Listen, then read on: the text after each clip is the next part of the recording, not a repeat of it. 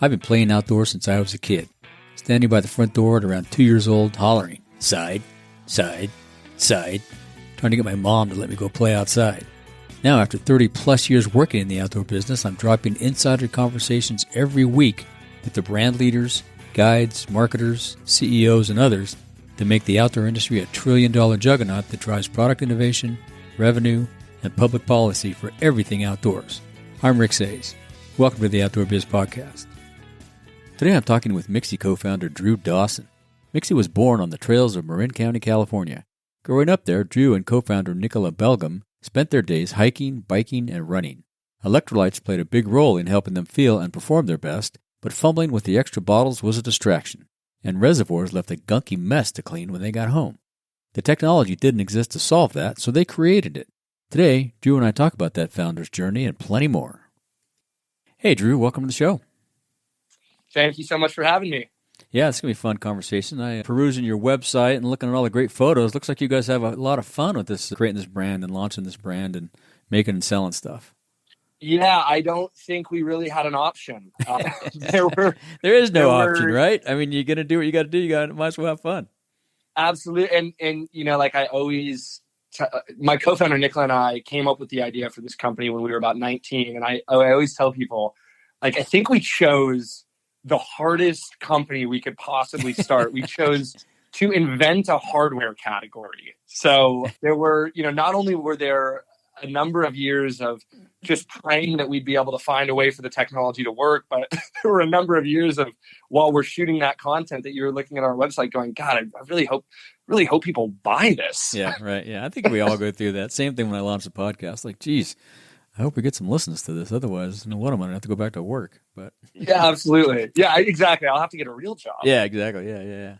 So tell us about your very first bike. I see you guys do a lot of biking and running and stuff outside. Was it a training wheel type bike? Was that your first bike as a kid, little kid? Well, my first bike as a kid probably was a training wheel type bike. I can't say that I necessarily remember that one all that vividly. I vividly remember my first mountain bike, which incidentally enough, my dad bought me in Mill Valley, California, which is, I'm from Northern California. And, as you probably know, Mill Valley, kind of the birthplace of mountain biking with Gary Fisher and Mount Tam. And it was a bright red Cannondale. Cool. And I remember that it had sort of a cruiser style seat, and I was very adamant that we had to upgrade it to the racing seat, which was significantly less comfortable. And of course, at the time, I was using this bike, to ride from my house to elementary school. But I was just like enamored by to me, it was like a race car. It was like a Ferrari or a Lamborghini. Yeah, your first wheels, whatever they are. Yeah, exactly. And now I have a Marin Alpine, an entry-level Marin, barely upgraded. But I'm a total liability at this point. Like, I love mountain biking, but I anywhere technical at all, I'm bound to come around a bend covered in dirt. Just, did you fall, Drew? No, I didn't fall. I don't know what you're talking about. So are you a liability to yourself or to others or both? I mean, I'm a liability to others in the sense that, if you're trying to make quick progress down the mountain, there's going to be a couple of intervals where you're going to have to wait for me. But if the pace of the trail and if it's not too technical, I really enjoy it and I really love it. I wish I was better at it, but it really is something that I felt compelled to be a part of, growing up in Marin and growing up around such great mountain biking talent and locations. Well, and I think having fun is a big part of it. I mean, I learned that years ago from my grandfather. People heard me talk about it. If you're going to go out there and do something, it better be fun. Otherwise, you're not going to do it very much. And the more fun you have, the more you do it, the more you get into it. And yeah, it's awesome. Well, I think that was one of the coolest parts about getting involved in the mountain biking community. When my co-founder Nicloa and I graduated college, we moved to San Diego together to build this company.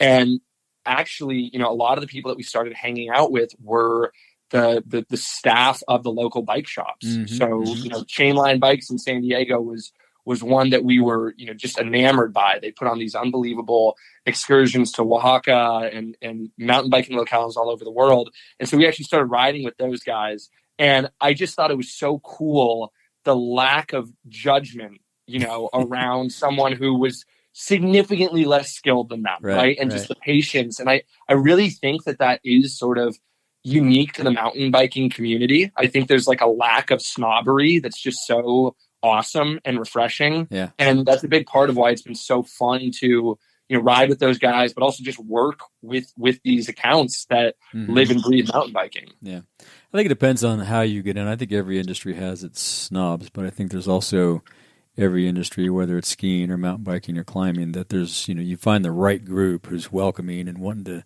teach you and show you the ropes. They're out there. You just got to maybe look a little harder. Yeah, maybe we're just talking about people more generally, right? Yeah, I'm not going to go down that road right now.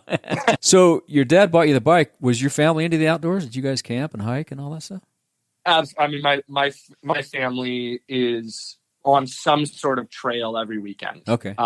My mom and dad, and interestingly enough, my brother and I have grown really close over our love of the outdoors. My brother's just a really fascinating person who has overcome some really significant obstacles in regard to mental health and just his identity.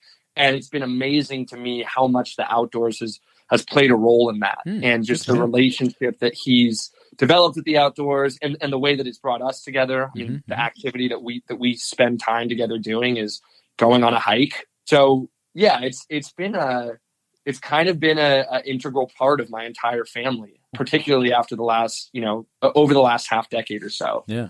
Good for you. And have you been on any like backpacking type things, or you just guys go mountain bike and hike, and been any big adventures?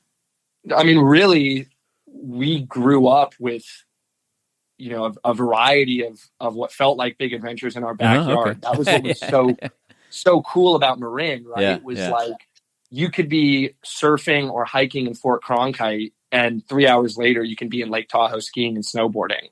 So there were some days like that where you would just be constantly on the move in very diverse scenery. But, a lot of the hikes that we would do were, the Dipsy Trail in Mill Valley, or hiking to the East Peak of Mount Tam, things that we were so blessed. I mean, those kind of adventures, which I think, many people travel hundreds, if not thousands of miles for, existed in our backyard. We could do them after school. It was just incredible.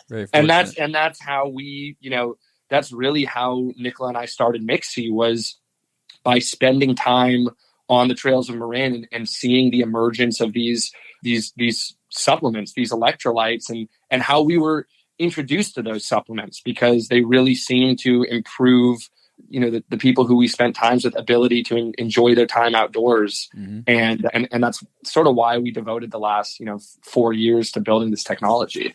So what was the idea? What was the kernel for the idea? Was it just to help everybody get these products, ingested easier and on the go, or how'd that idea come to form? We were seeing pink and purple water bottles everywhere we turned. It was ridiculous.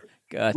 We go seriously. I mean, we were like 19 and we were like, what the hell are these things? Why has every bike frame and backpack now got an additional water bottle filled with some sort of neon fluid? And that was, as I said, that was our introduction to electrolytes. It was that the people around us were using them, and it seemed to us that they were not snake oil. And so, initially we became users of electrolytes in the same way that a lot of our buddies who were on the trail were, which meant, an extra bottle in our bike frame or backpack. And instantly, Nicloa and I were both high school athletes. So we'd be mountain biking or hiking on a Friday afternoon. Nicloa would have a baseball game Saturday morning, and I would have a football game Saturday morning. So it became really important to us that we hydrated, adequately if we were going to be outside prior to competition the next day. And so that was sort of, our introduction to the electrolyte space. The frustration came, in using these supplements with existing hydration hardware. So, we were using either a reservoir with a separate water bottle or 2 water bottles to drink these supplements. And the pain point for us was that anytime we wanted to hydrate or to, hydrate optimally, right, to balance our water with these electrolytes, we had to stop what we were doing and reach into a bike frame. Exactly. And fumble through a backpack. Right. And putting electrolytes directly in our reservoirs just wasn't an option, because cleaning wasn't an integral feature of the products that we were using. You couldn't detach the tubing, you couldn't rinse the tubing, you couldn't reverse the reservoir. Yep. So we really just sort of said, like, there's this new behavior in hydration. It's a positive behavior. We really believe that these supplements, and not only do we believe it, that there's evidence that these supplements improve cognition and muscular performance, and even go so far as to increase longevity and reduce stress. And it's like, whoa, this is a really cool change in health behavior. Why is no one building hardware that's attuned to these products? And so that was the inception of the idea for MXXY. So tell us how it works. What's the process? I've checked the product out online. I don't have a sample of it, but walk everybody through how it works. The Flex series, which is the product line that we released just this past October. And as I sort of mentioned earlier, this is not the first product that we built. The first version of the Flex series was, as I said, it was what we call our science fair project, because it really looked like a science experiment in that we effectively had two reservoirs clipped together. Nicloa rigged up a bike cable housing that allowed the user to control a pinch valve and effectively switch between water and supplement, or optimize the mix of the two from a chest-mounted dial. Wow. So instead of having to, carry and access extra water bottles, everything was accessible at your fingertips. And then we engineered some really, kind of clunky but effective cleaning solutions into it. So the reservoirs were reversible. The valve that was actually controlling the intake was rinsable. It was a completely inline valve, so you could just flush it out with hot water. And what we found was that the combination of these features, cleanability, accessibility, and then optimization, was just really, really compelling. And we literally, we did a Kickstarter campaign where I think we, probably made every mistake we could have made on a Kickstarter campaign. we had one, non-functioning prototype that we photographed and took video of, and then actually had to, go out and build this thing after it succeeded. Did you guys do the Kickstarter just solo without any help, or just kind of winged it? Looked at Kickstarter. It was me, my co-founder, and then one of my co-founders' dads introduced us to a graphic designer who helped us put together the page and put together the video. So you had nobody with any Kickstarter experience, because now there's, it's kind of, there's a science to it. We did not use, and maybe that's where we failed. Maybe I've never poked around on it, but I know there's people that have, hired somebody to walk them through it, and it was wildly successful. And there's other people that didn't and were wildly successful. So, yeah, I could talk about the mistakes that we made on Kickstarter for hours, because there were many, and that's one of the interesting things about this whole process is just, every stage of the business, you're constantly looking back, and it's almost like 70 to 80% of the things you've done, you would do differently. But that's cool in a way, right? Yeah. We're young, and no matter what happens, we're going to walk away from this with the experience that Kickstarter and everything else we've done has left us with. So, and good on you for sticking with it. A lot of those things would stop a lot of people, right? They would get to something and it'd be the third or fourth thing that month, and they're like, I'm done with this. I'm going to go do something else. But you guys, you hammered through it, stuck with it. So, well, that's so funny you say. I remember that either means you're very smart or very stubborn, or a little of both. I think, and maybe a little arrogant and naive as well, okay, right? Yeah. And I remember so vividly, Nicloa and I, this past April, we spent almost 2 months in China together with the teams and factories that were, leading the development of this Flex series. Mm-hmm. And I remember at the end of the trip, after going through this arduous process of, you go to China not because the product is working. You go to China because everything is not working, and you have to fix it effectively. Yeah. And you got to be there to do it. You can't do it over the phone or drawings back and forth. And no, you got to be there. That's exactly. If you decide to go that route, which actually, when we fulfilled units from our Kickstarter, we did. The margin for error is just enormous. It ends up being really cost prohibitive, because what should take a week of in-person conversation is a 2-month back and forth, via email effectively. Yeah, right. It's very hard to communicate via Zoom, because of the language barrier and the time change. So it was so necessary. But I remember, at the end of this ridiculous process, we were on Songshan Lake, and we're standing out there. We would take these long night walks, and I said to Nicloa, I was like, "How the hell? Like, how did we get here?" And Nicloa just said, "Because we're crazy, because we're insane." And it really was. It was like 3 years of putting our hearts and soul into something that no one could tell us was going to work. No one could tell us was going to be successful. There's something kind of cool about that too. Yeah. Yeah. It's very cool. Once you overcome all that stuff and go through all those hardships and challenges and come out the other side with a product that, turns out to be viable and sells, and you got a little business, that's hugely rewarding. Yeah.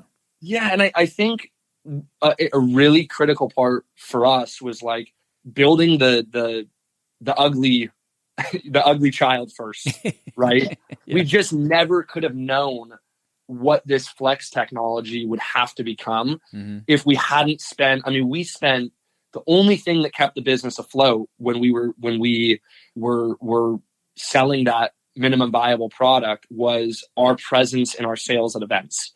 And it was the conversations with athletes and the barriers to purchase that we learned at those events that allowed us to know exactly what the Flex Series had to be. And that was, a lower cost universal upgrade to the backpacks that these endurance athletes already owned. Right. And that it had to be something that was, hyper cleanable, or no one would even have a conversation with us. And that ultimately informed the architecture and the geometry and the product design of what would become this Flex Series. And neither of you guys have a product design or selling background, correct? We don't have much of any background. I'm 25 and Nicola's 24. Yeah, but you have something that you aspired to as a kid. You wanted to do this or wanted to do that, or you had every Saturday morning you were out on the corner selling your lemonade stand or whatever it might be. None of that. Well, Nicloa is a brilliant engineer. He's actually an aerospace engineer. And, when we were in China, it was Nicloa who was sitting at the table updating CAD files in real time and providing tooling modifications. So we just simply couldn't be here if he didn't have that level of expertise. Gotcha. Yeah, that makes sense. And for me, like, I really believe that the only thing that kept us going through those first few years was that we both really, and I guess I can only speak for myself, but we just loved building products. Like there was something just enamoring about building a physical product where it wasn't just the aesthetic. It was, fine tuning these interactions, the ticks of the dial, or, the way that the dial clips back together once you clean it, or, the texture of the zippers of the reservoir. There was just something in that last 10% in the execution of the product that felt sort of like almost sacred, right. I think. And we fell in love with it. And actually, like, we have to be careful with that now, because we're chock full of ideas of how we want to evolve this product line, how we want to build technology for the mass market. Yeah. And our investors and advisors have to sort of say, that's great, and we're going to get there, but let's make sure that we're focused on scaling the current tech, right? Yeah, right, exactly. Yeah, and that's, I think as you get more exposed to your investor groups, I'm sure you have some people that have strong backgrounds as product management, product design, sales, all those things, because it's a process, and now that you've got a great product, it's going to hit you. Those are going to be the new things that are going to challenge you as you're coming down the road. So very cool. Well, that's kind of the biggest learning curve, is learning that everything is going to be a new thing, right? Everything ahead of us is going to evoke that same response in 6 months, where you go, I probably would have done that pretty differently from the way that I did. Right. And probably would have made a lot of different decisions there. Right. And I think that's huge for us. We're so lucky to have such an experienced advisory team around us. And it took making some really significant mistakes in the early days to realize that was a need. But we definitely have a lot of talent in the room around us. So how did you initially sell the first sellable product that you had? Just at the Trailhead? The first products we ever shipped were the units that we sold on Kickstarter. Okay. So we sold about 750 units through our Kickstarter campaign. and we had a minimum order quantity of like 1,000. So, which actually worked out really well because, Kickstarter is fantastic, but it does not allow you to have the conversations with your users that are ultimately going to inform how the product needs to evolve. Right. And if we hadn't had those additional 250 units that we then sold, out the back of my car at the Sea Otter Classic and Trail Fest, pretty much anywhere that we could get in for under $500, because we knew that if it was less than $500, we would make our money back. That was where all the learning happened. That was where people were saying, I would love to purchase this product, but I love my Usui backpack, and I would need it to be compatible with my Usui backpack. Those were the kind of things that we learned from events. But the first product we ever shipped were out of our factory in China to our Kickstarter backers, and they had a lot of problems. Yeah, but that's how you learn. I mean, it's not perfect. I've designed and worked with product teams that have made some pretty sketchy backpacks first time out, but you keep plugging away at it. So yeah. Do you remember your first sale?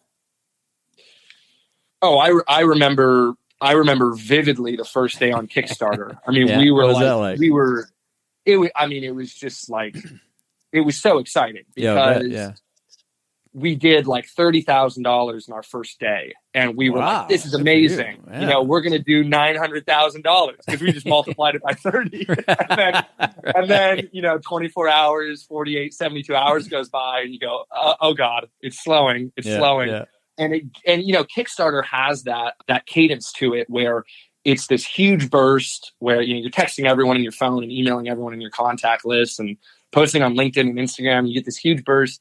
And then there's, 10, 15 days that are really, really scary. And then you get that closeout burst that brings you across the line. So, I remember frantically checking Kickstarter sales and just like that rush of seeing, $99 appear in your funding goal. There was just nothing. I'd never experienced anything like it. It was just, and I still get that. I still get that with the Flex technology, where the idea that we took these materials and put them to just, kind of push them together into a format that took $30 in material and made it, made the value of that worth $99 to the end consumer. Right. That we created that like, that's just so, that's just amazing to me. And I still just get such a kick out of it. I'm the same with the podcast. I kind of did it on a whim and, launched it and hope somebody listens and click. Oh, there's one, and it's the same kind of thing. I think that viewership and that resonance, right? Yep. Where it's, and it validates all the things that you're doing, right? I mean, whether it's the product, the design, the sales pitch, all those things are validated by when you make that sale. So that's pretty cool. And I don't know how you feel about this, but for me, like, the nature of everything we're dealing with is a crisis constantly, right? I mean, no matter how exciting what's going on is, we're always trying to solve some crisis. And one of the things that I've really like had to learn to do is sort of just be aware of that ebb and flow, and realize that while it's incredibly validating to receive an order or to see sales growth, to have that ebb and flow, for that not to be a constant, it doesn't mean you're a failure, right? And you have to, there's always going to be crisis. Yeah. Exactly. Yeah, it's part of the process, and part of that's probably you guys are still probably a pretty small team, so you have one or two or maybe 3 or 4 people doing all the things, and as you grow, all of a sudden things that hit you as a crisis today because you're working on some other part of the process won't be as impactful moving forward, because you'll have team players that are sorting all that out, and they'll just, I handled it. It was no big deal. Right. Hopefully one day, not all of the problems are ours. Yeah. You'll get there. I'm excited for that day. You'll get there. Yeah. So we met at the running event. Have you been to any of the other industry trade shows to sell your stuff? We went to Outdoor Retailer in January, and that was actually before we even had the Flex series available. So we were literally like showing retailers these very early hand samples of the product. It was so important, more emotionally than anything. I mean, we had been sort of running on fumes, and as you can probably imagine, bringing to market a bespoke hardware, a bespoke technology is doubly hard. It's expensive and doubly hard because you have to, all of a sudden it's something that nobody has seen, so you have to explain the concept, and it's really tough. Yeah, and there's a degree of risk, right? There's this, you actually can't really tell anyone that you're going to be able to pull it off. I mean, there were so many things, a lot of that faith, are out of your a lot control. of faith going on. Yeah, and it really is. It is blind faith, because it's when you get to China, or when you get to your factory, that you realize that, I think Steve Jobs said something like, that there are just things that you can't make plastics do. There are just things that you can't make assembly lines do. And building a great product is putting together these variables in new and different ways until it works. And there were so many things like that in China where the original design just was not manufacturable at scale. It was, and we had to pivot. Yeah. No, and you learn a lot doing that over there, because, you've got, people found the factory floor, not only the people that actually sew and do the construction of the thing, but they can also give you ideas and advice. And go, no, this way you're doing this is never going to work, and that you noodle around and come up with ideas. And that's awesome. Well, if we work with an amazing team from a group called Stephen Gould, who do a lot of the supplier sourcing and packaging and vendor relations for amazing brands like YETI and GoPro. And I genuinely just have such love for our team over there. In amazing. Particular, our project manager, Lawrence, who I hope at some point hears this. But, it's so funny because Lawrence, we were these two kids who had this idea for an innovative reservoir. And it was really this project manager of ours, Lawrence, who vouched for us and said, this can be something. Yeah. And by the end of the trip, we treated him like a product designer. Right, we were like, Lawrence, what do you think about this color versus this color? Absolutely. What do you think about the printing margins? And the buy-in was just amazing. Like, he was really a part of our team in the same way that Nicloa and I were. Yeah. And so I don't know. That was one of going to China and going through that experience was one of the coolest professional, but really like one of the most impactful personal experiences of my entire life. Yeah. I still have some great friends over there that in Vietnam and China and Thailand. Hey, do you write a lot? No, I mean a lot. It feels like I write a ton. From podcast show notes, questions for guests, to social posts, I'm always trying to create compelling content, but also write properly. Proper spelling, grammar, sentence structure. I want it to sound good and also be correct. And I can hear Mrs. Muir from my high school English class in my ear as she reviews my paper and kindly points out all the mistakes I made, particularly mixing up the I and the E. I still do that today. If you write as much as I do, it's nice to have a little backup with spelling and grammar, and I use Grammarly. Grammarly is a cloud-based typing assistant. It reviews spelling, punctuation, clarity, engagement, delivery mistakes, detects plagiarism, and suggests replacements for the identified errors. It also allows users to customize their style, tone, and context-specific language.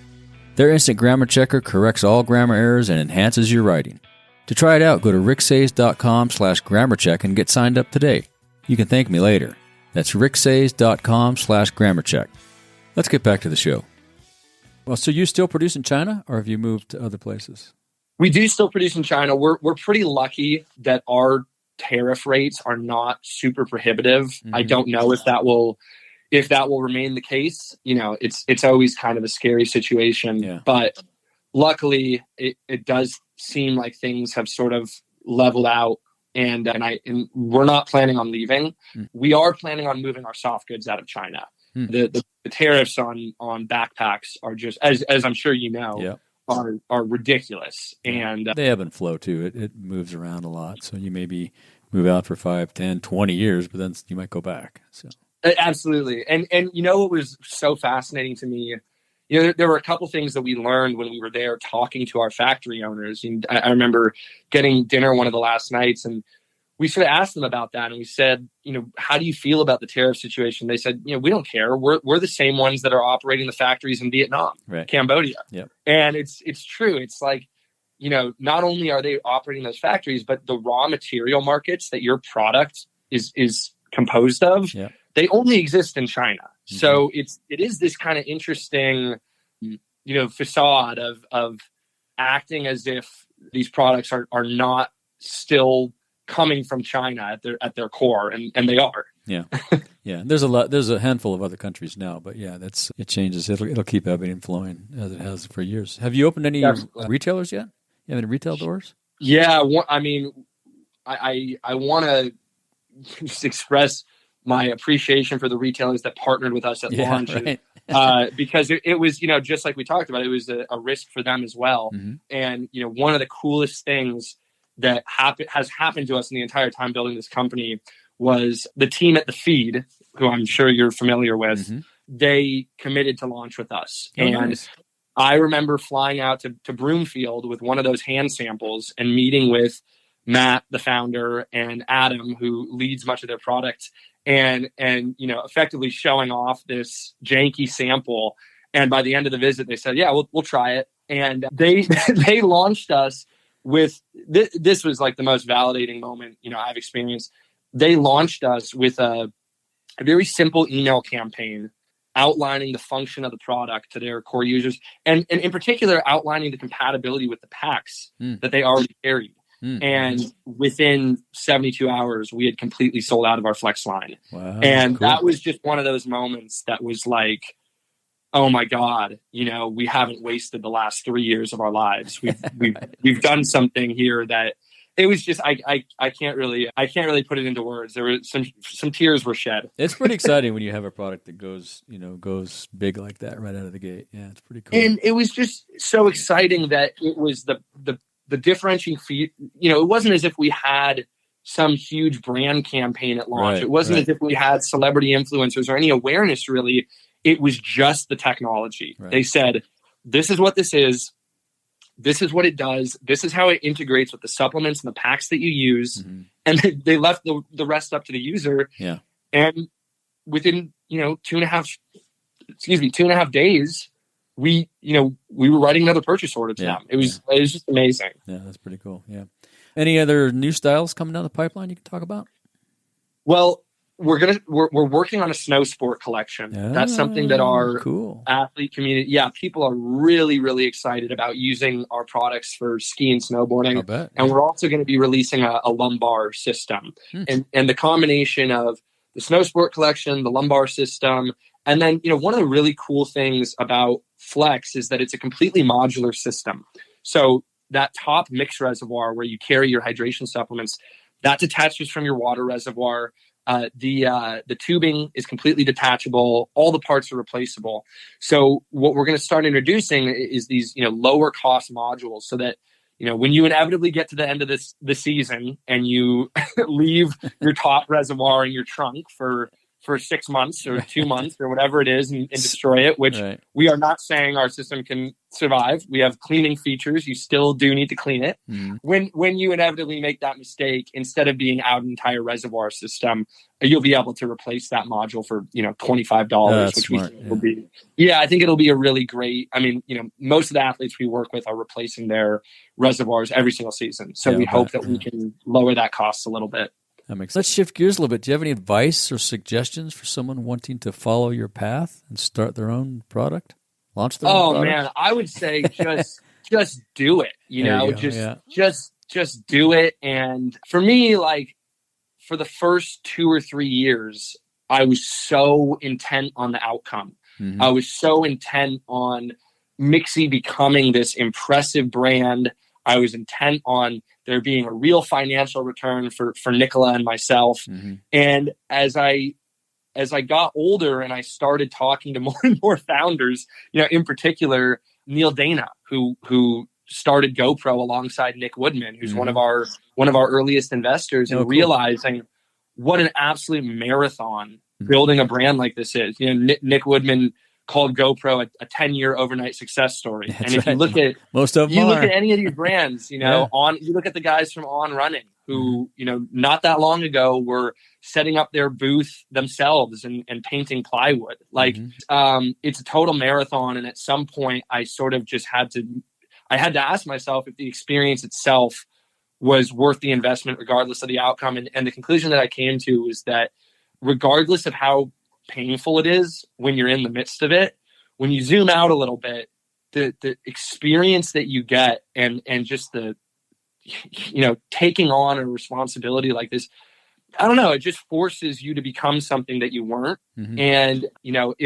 if this doesn't work out, it's going to be really painful, and there are going to be a lot of disappointed people, and I will be one of them. Yeah. But I still know that a year later, I'll be a wiser person than if I hadn't started that company. Yeah. So at this point, I try to just focus on building products that add value. I focus on, doing what we need to do to enliven people and retailers and athletes to tell our story.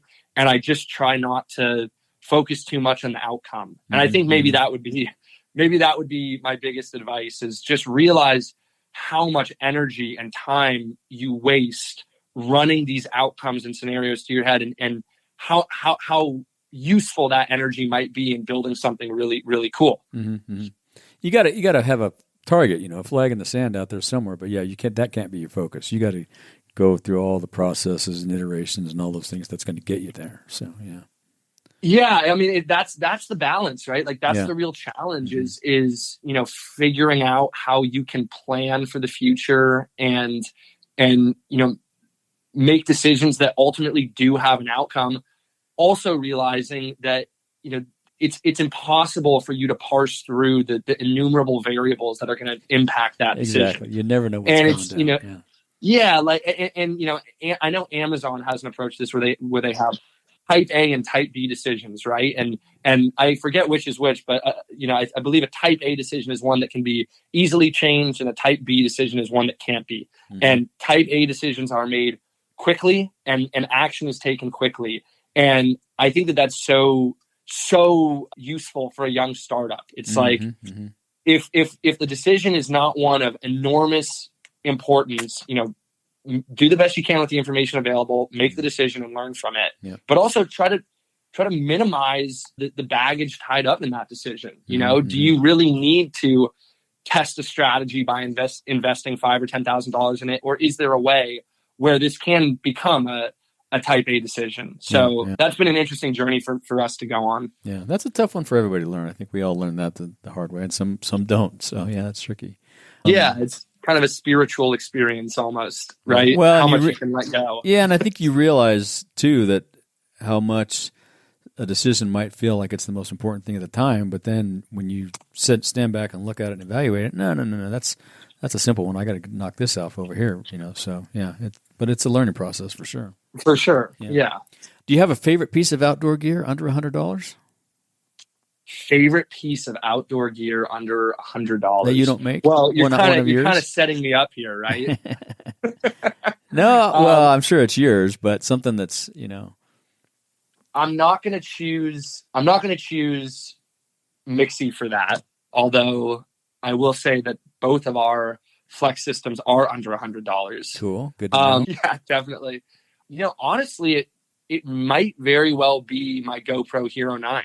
Okay. I think that's not under $100. I maybe my YETI water bottle. Mm-hmm. That's a good one. What do you like about it?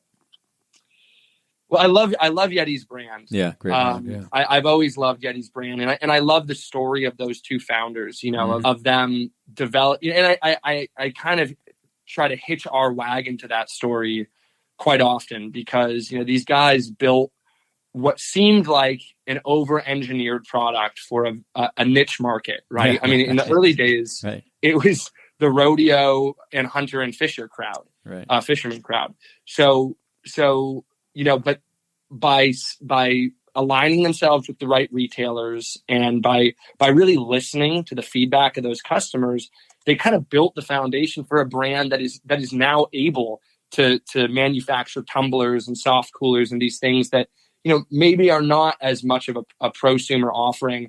And I love that bottle because it's sort of a reminder of that. The reason that I love it is because of the sweat equity and the effort that these guys put into building the brand at the foundation. Mm-hmm. And I think it sort of reminds me that we have the opportunity to earn ourselves a broader market and a broader application of our tech if we can build our products the right way now, or go to market with them the right way now. And we're very excited. I don't want to talk too much about it now, but we're very excited about creating a version of this technology that makes the delivery of supplement a really seamless and delightful experience as a part of your routine for everyone, not just the endurance athlete. So that's something coming down the pipeline that will be really exciting, but we have to earn it and build that base the same way Nick and Neil did at GoPro, and the same way that the guys did at YETI. That's it. And the same way you've done what you've done. Yeah, you got to stick to that ethos of product development and your brand. That'll take you to the finish line eventually.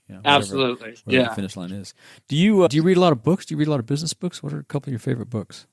Constantly. I'm constantly reading. I honestly have really started reading fiction more consistently than I have business books. The business books that have really impacted me have been autobiographies and books around product design. So makes sense. I'll say, like, one of my favorite books, and actually to anyone who has we've sort of touched on a couple points around this, but to anyone who has a product concept that they are looking to validate before investing significant time and energy in building it, which to divulge a secret, we did not. And that was a scary way to build the business, and not the way that I would do it if I were to do it again. But there's a book called The Right It. And what that book is really about is how you can emulate the experience of the product or service you want to provide at little to no cost, and validate it by way of metrics that actually require some skin in the game, whether it's a pre-order or a purchase. But I think it's a really important lesson for young founders, and it's one that I wish I had learned, which is that there is really no excuse not to validate with data before taking on investment and before spending money, no matter what you're doing. I think almost every founder that I know would say the same thing. I think MXXY, we got really lucky. I think we got really, really lucky that at that first Sea Otter Classic, we sold 2,500 units, because if we hadn't, we would have spent some significant time, energy, and money in a product that there may not have been a market for. Yeah. Well, I wouldn't. It's a combination of luck and good process and design of what you did. I mean, it's not all luck. You had a good product right out of the gate, and I think that's how most products start, right? Sometimes if they're not good and you go do that and you don't sell any, then you realize, okay, well, we got to go back to the drawing board because this is not it. And they either go back to the drawing board, come up with something new and better, or find another path. Well, you just touched on one of my favorite activities in my free time is looking at first iteration products. I just, because it's so, I think a lot of investors are often guilty of this, of interpreting household brands as overnight successes when often they really, really weren't. Very few overnight successes. Very few. I don't know if I can name a single one. Yeah, right. The brands we're talking about that are, that really fit into the category of household names, which were, On, GoPro, YETI, like, there was an immense amount of legwork that happened prior to that. And, like, you look at the first GoPro cameras where it was literally, a film camera in a plastic case that sold for $27, and Nick Woodman, the founder, was the model on the front of the packaging. Right. I just think that's so awesome, and it just shows, like, just start somewhere, just do it. Yep, that's true. As we wrap up, is there anything else you'd like to say or ask of our listeners? I'm sure I have something. Yeah, I guess not to offer, we talked about snobbery in the outdoor space, and we talked about lack of snobbery and most spaces. I think every space has that. Whether it's say lack. How about snobbery in general? Yeah, I especially in the early days of building the business, especially when the product was as ugly as it originally was, I still, like, vividly remember the people that would sneered us as they walked by our booth. Wow. A few in particular. Mm-hmm. And for me, like, I think there was something a little bit motivating about that. Mm-hmm. But I'll bet. Yeah. if I hadn't had the validation behind the product that we had, mm-hmm. it really could have been, sort of the gust of wind that snuffed out the flame. Mm-hmm. And right. mm-hmm. one of the things that I've noticed is, and I'm quoting someone here when I say this, but this idea that like an idea is like a flame. And when you first have an idea, it's so easy for it to be snuffed out. Yep. Mm-hmm. And in its earliest form, the feedback that we get, can be an innocuous it can literally be a glance or something off the like cuff, completely off the cuff. Right. Exactly. Right. Yeah. And something that you might not think too much about.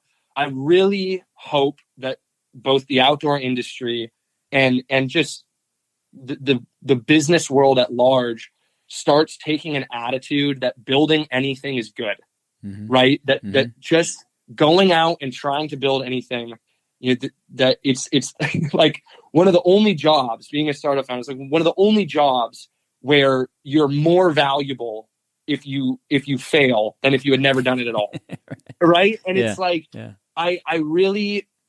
And I'm guilty of it too. I'm sure that I've, looked down upon or sort of sneered at ideas in the past. Mm-hmm. But every idea can evolve. Every idea can pivot. And you really aren't as smart as you think you are. Mm-hmm. There are a lot mm-hmm. of great brands that you would have never expected to be billion or multi-billion-dollar companies.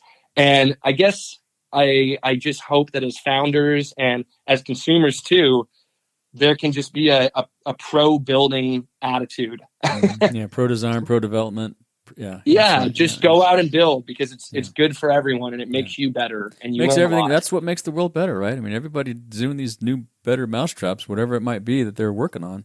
That's right. That's why we are where we are today as a society, because somebody's made something better. So, and your failure does not mean that you will not ultimately make something that makes our society better, mm-hmm. right? In fact. Mm-hmm. It may be, and like, I'm just speaking from having to grapple with the reality that you can work as hard as you want on your company. No one can guarantee you an outcome. Right. No matter, you can invest 10 years in your startup and walk away with nothing, mm-hmm. unless you identify that the experience is something, arguably just as valuable as the outcome. Mm-hmm. Yeah, that's true. Experience is worth a lot. And you might not, that product that you're working on and where you're gaining that experience might not come to fruition, but that experience might help something else down the road that you're doing come to fruition. So it's never it's never worth not getting the experience. Get the experience, whatever it is. It's that whole idea of, connect. You can't connect the dots going forward. You can only connect them going backwards. Right. That's right. Yeah.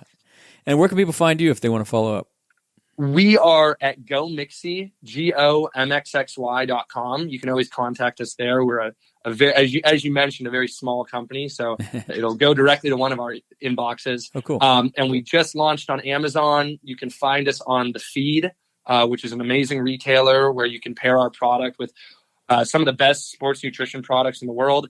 And we'll be launching in Roadrunner Sports this spring. So if you're looking for a place to check out the product physically, we'll be in locations around California and Arizona for those of you that need a solution for the intense heat this spring and summer. Cool. Well, we'll link to all that stuff in the show notes.